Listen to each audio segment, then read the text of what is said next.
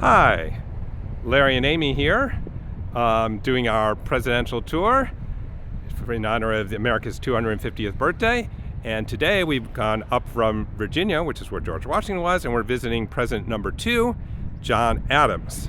We are up in Massachusetts.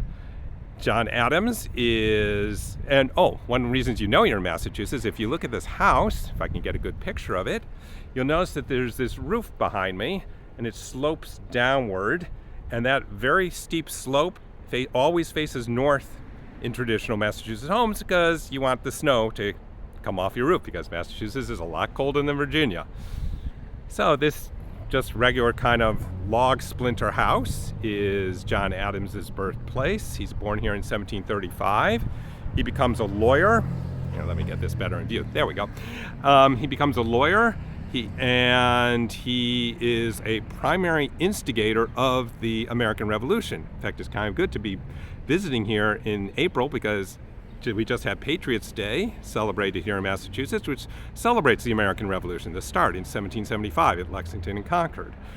John Adams famously goes and helps write the Declaration of Independence. He's in Philadelphia for most of 1776, helping to write it, draft it, and then sign it. Meanwhile, his wife, Abigail, who I'll try to talk about a bit more another time, is tending the farm and asking him to remember the rights of women when he creates his Constitution, which of course he doesn't. As a lawyer, he is famously, his most famous case is actually defending the British soldiers who committed what's called the Boston Massacre of 1774. And it's kind of surprising if you think about today. Would you expect a civil rights lawyer to say, I think I'm going to defend some ICE agents? Yeah, that's what I'm going to do. But he was willing to take on an unpopular case like that. He becomes president. Well, first he's vice president. He has a famous line about the vice presidency. I don't have it exactly, but it goes something like, my government has found fit to find the most useless office to give me. And he also called it his, I think, superfluency.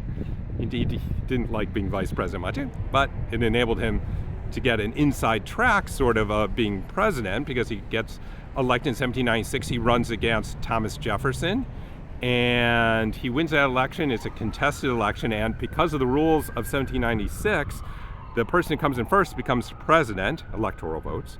The person who comes in second becomes vice president. So here he has his political rival as his vice president. You can note how this probably didn't make for a very harmonious presidency. His presidency is known actually for things that don't work out too well, or things that later on we don't like very much. There's the XYZ affair, which is when the French government demanded bribes from the young American government just even to talk to them. And then there's there are the Alien and Sedition Acts, which one of them is to make it so aliens can't be naturalized citizens for 14 years, another anti-French movement. And the Sedition Acts were to prevent newspapers from publishing false articles. You could get imprisoned for that. Not exactly in keeping with the First Amendment. People even criticized it at the time, but it's nice to know that fake news existed even then, and presidents wanted to do something about it. He loses the presidency in one of the great miracles of democracy. He actually loses the presidency in 1800 to Thomas Jefferson. He runs for re-election, loses it, but then in those days it was March. In March of 1801, he peacefully hands over powers to his rival, Thomas Jefferson. I mean, nothing like this had ever been heard of in the world. If you had maybe, the only way to have peaceful succession, and even then it didn't always work, was to have your son take over for you as king, but sometimes there were other sons who wanted to be king maybe, and you could have civil wars, and you usually wound up with one of the people dead.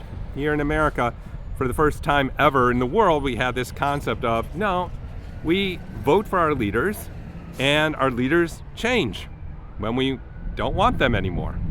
And Jefferson is perfectly agreeable. I say Adams. He retires back up here to Massachusetts, and he also he dies really interestingly, he dies in July 4th, 1826, literally 50 years after the country is born to the day. And he famously says something like the following on his deathbed. He says, well, at least Jefferson lives. And oddly enough, what he didn't know is Jefferson had died also July 4th, 1826. All right, well, thanks for listening. We're on next to Thomas Jefferson, who took over from Adams, and we'll have to go back down to Virginia for that. Bye.